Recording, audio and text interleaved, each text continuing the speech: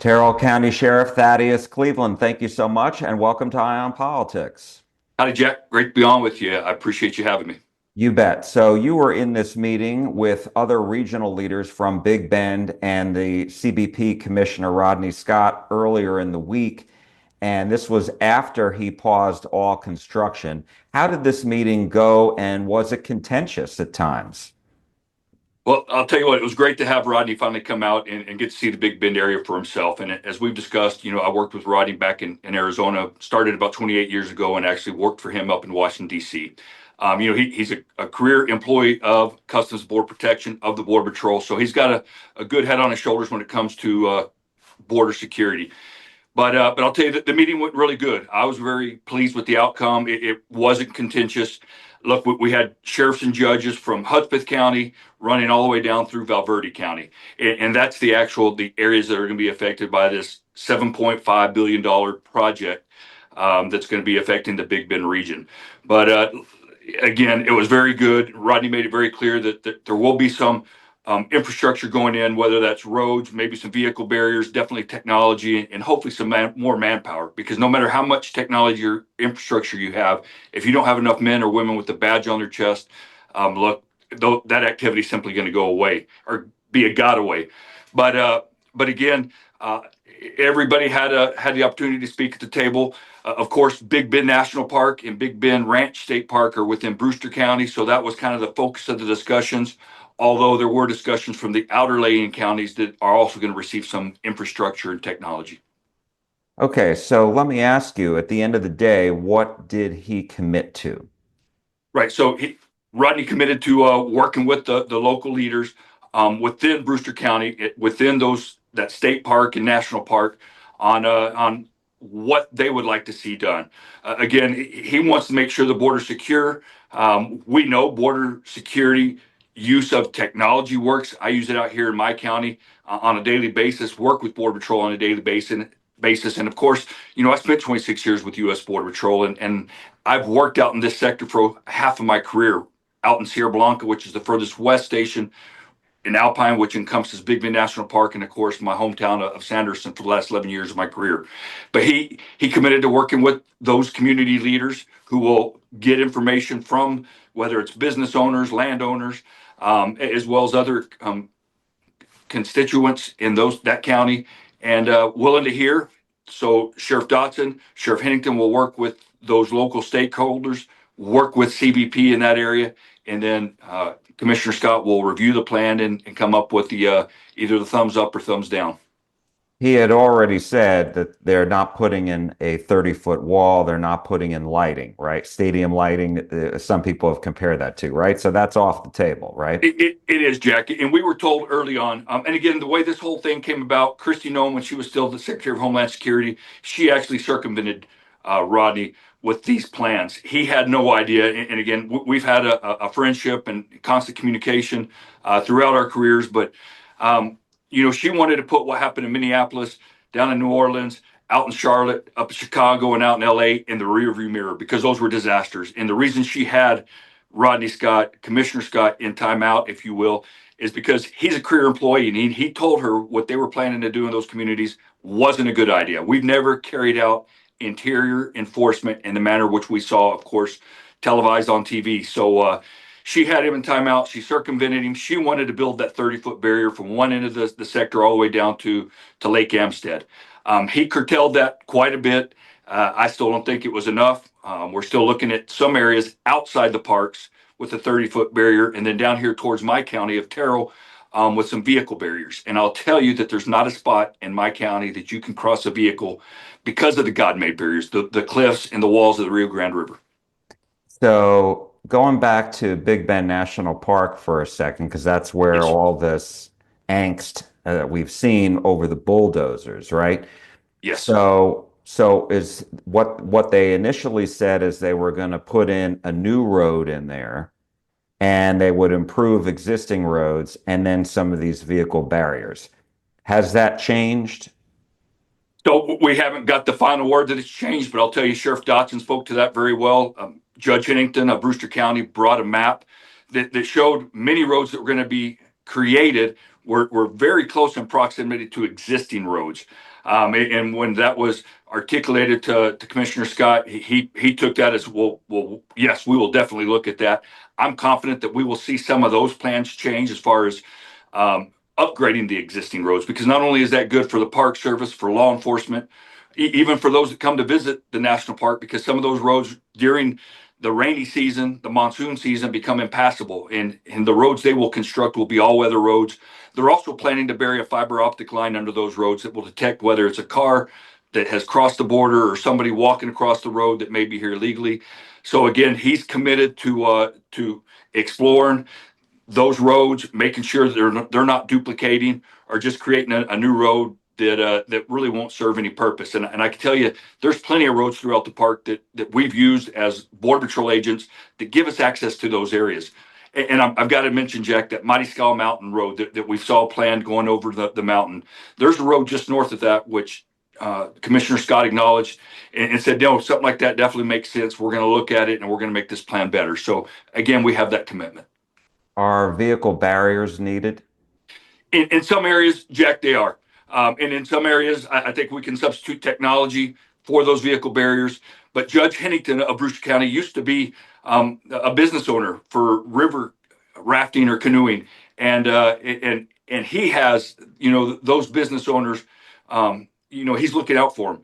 And he actually articulated that at one point, I think it was after 9/11, or maybe it was after Oklahoma City bombing, that the Park Service actually put in some bollard barriers down in the park. Of course, they've since washed away. We know that river can rise quickly with the monsoon rain. So Commissioner Scott again took that into consideration, and he offered up that, look, if y'all don't like the type of vehicle barrier that we're putting in, if y'all can come up with some additional plans, it doesn't have to be a bollard fence with another bar across the top. It could be made where people can walk through it.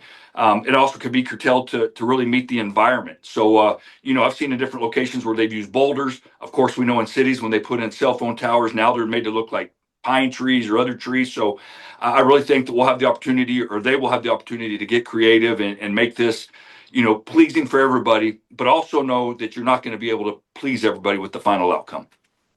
And what about the state park?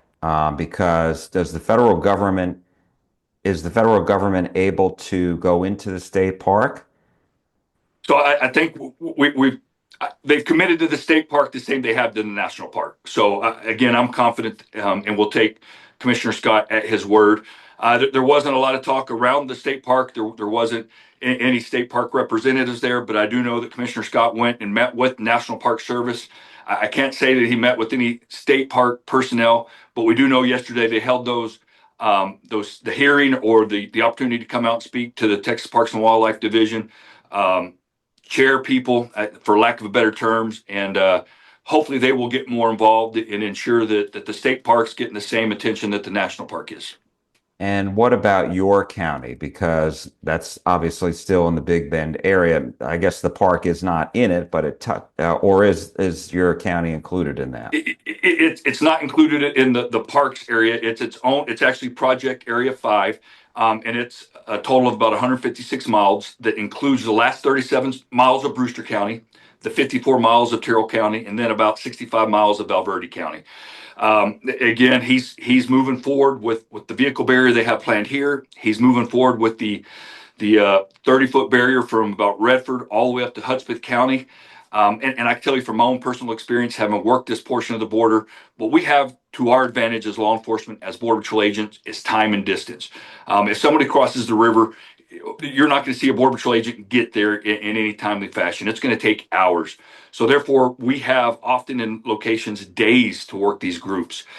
With the right technology deployed to provide initial detection, with drones, the Predator B that I like to speak about, that has radars and cameras, we can build a system that will be unbeatable. However, I've got to mention that from Hudspeth down to Presidio, that 30-foot barrier, there are locations where vehicles can drive across the river there because the river goes underground. It's dry in locations. Those are the area Border Patrol already has some drive-through barriers to prevent vehicles from driving through. I don't think the 30-foot barrier is needed there. I think they can get away with sporadic deployments of those vehicle barriers. And then again, that deployment of technology. And did you tell this to Commissioner Scott that you didn't think that that 30-foot wall in that area is necessary? I have. I didn't mention at that point because again, we focused on the Big Bend, and then I spoke to my county, and then we had representatives from those other counties. But I have had discussions like that with him, as well as the local leadership here, and then in my social media. I'm not just fighting for my county or speaking up for my county. The entire Big Bend region. I'm a native of this area. I care about it, and I care about border security. Look, I don't think anybody's as vocal as I am about border security. I believe in it. I believe even in using barriers, but only where barriers are necessary.